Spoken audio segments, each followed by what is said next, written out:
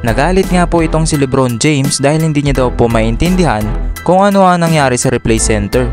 Dahil kitang kita naman daw po na natamaan si D'Angelo Russell sa muka noong nagdrive ito sa paint at binawi nga ng referee ang foul na ibinigay kay Porter nang matamaan ito si D'Angelo Russell.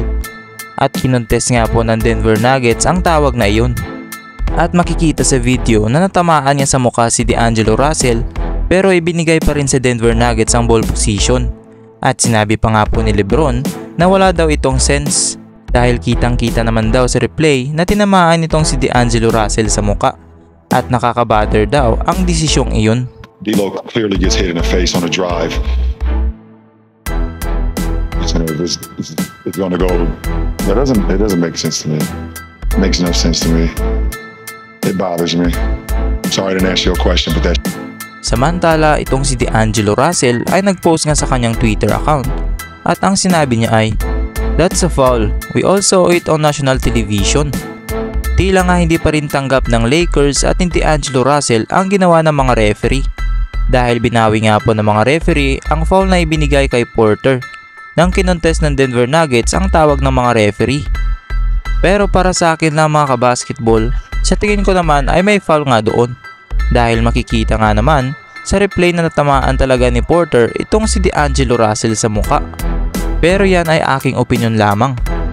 At ayon naman kay Anthony Davis, mayroon daw sila mga stretches na kung saan hindi daw nila alam kung ano ang ginagawa nila sa magkabilang dulo ng court at kailangan lang daw nila itong ayusin sa Game 3.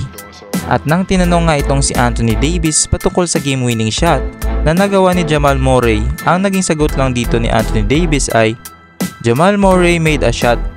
At bigla na lang binaba ni Anthony Davis ang microphone sa mesa at umalis sa podium. Screened or what happened on that last play? Jamal Murray made a shot. At may singit ko na rin itong nag-viral na video ng kapatid ni Nikola Jokic mga kabasketball.